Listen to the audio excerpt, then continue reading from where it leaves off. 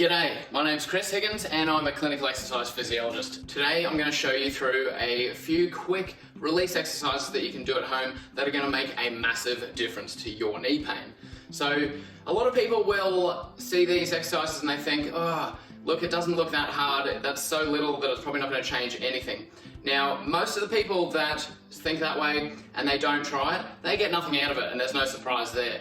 The people that do watch this video and they actually go and have a crack at it are always really shocked with the results at how such a little few movements can make such a big difference to them. So the one thing that I'll ask you to do with this video is that you actually give it a go. It's all household items that you may have laying around already, and you don't need to rush out and go and buy anything, but give this one a go because that many people think it's a bit of a gimmick. When you can actually see and feel exactly what these movements are going to do for you, you're going to be pretty impressed. Look, it's pretty straightforward, guys.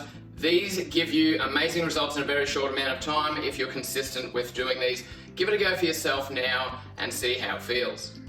So firstly, I want you to go and grab a broomstick or a vacuum cleaner pole or any other sort of tube around about this big. So I've got a few of our common household items that we'll tend to use for this one. So you've got a rolling pin, yours may look a bit different. We've got a broomstick, everyone's got one of these, mops, brooms, whatever. I've just chopped this one down so it's not as hard to manage, hard to handle in a small space. And then you've just got your vacuum pole as well. So, you know, most of these pull apart, so you can adjust the size and make it much more manageable. Now, I do have an actual massage stick that is built for this purpose. It's got a slight bit of flexion and these little rollers that help.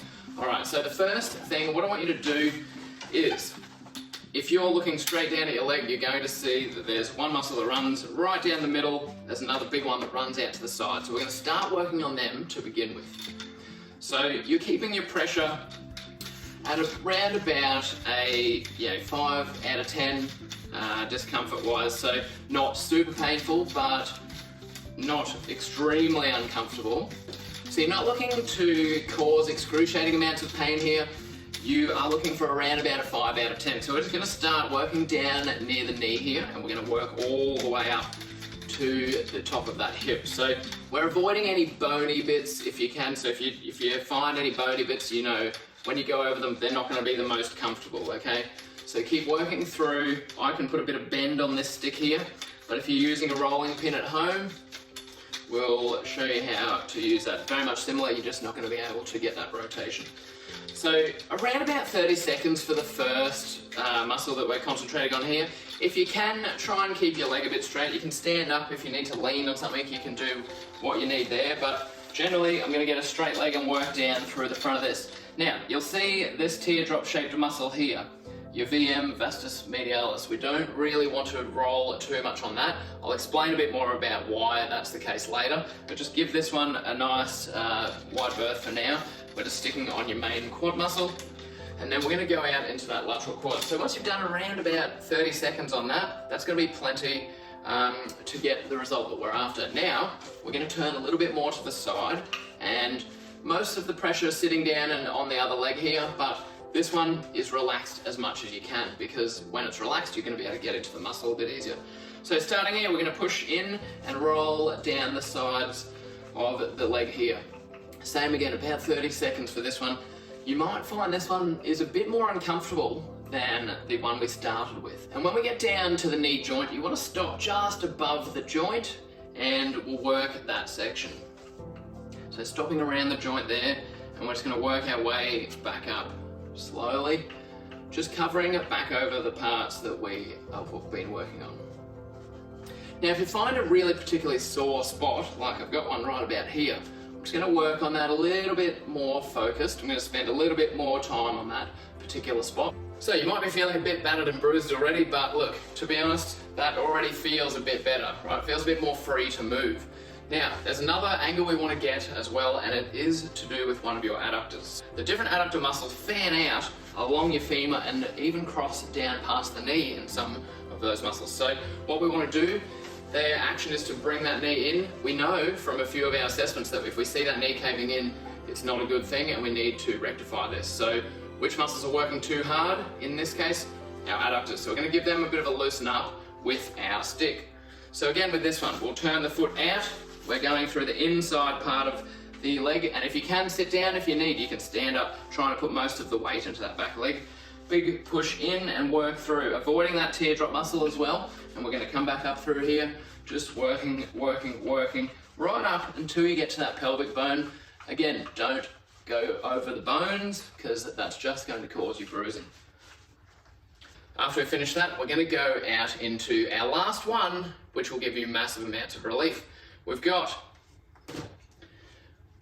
on the side of your hip, you'll find that there's a bone that curls over at the top here, right? Your iliac crest. We want to find that, and then we're going to find the other bone that pokes out on the side of your femur.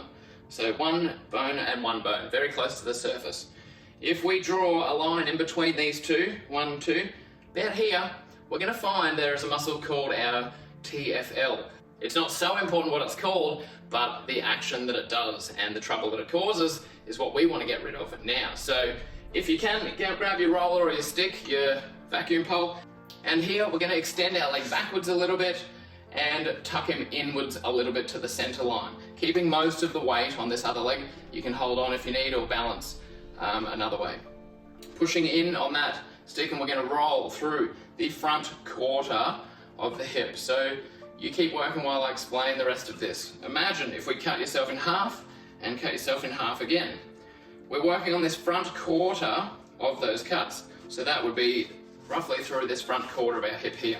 So to give you a bit of a better idea, looking sideways, we're coming right along the side here, side and forward, working quite a significant pressure on here and keeping the weight on your outside leg. So where I'm working here is pretty uncomfortable, pretty tight, and as you follow that down, you can feel it feeds into these other muscles that were quite tight already on the other side.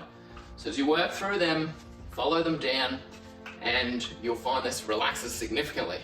So these movements are extremely effective at loosening and reducing the tension in certain muscles that tend to overwork. So really guys, this is the first little part, or the first little activity of some of your mobility drills. Now mobility is critical, but we're going to be covering that in depth in a future video. So ultimately guys, what we've done here is we've loosened up a lot of the muscles that feed into this patellar tendon and other critical structures in the knee that do become a bit tight and pulled the wrong way when certain muscles are overworking.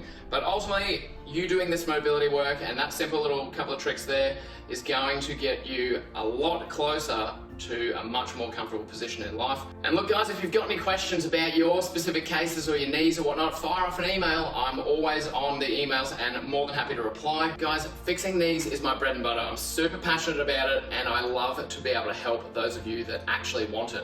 In over 10 years of clinical experience, I've realized that you cannot force somebody to change. They need to want to change themselves, and when that person is ready, and if they find me at the right time, I'm going to be able to help them significantly. So if you are that person and you know that you need a little bit of extra help, get in touch, send me an email, and we'll work out what we can do for you.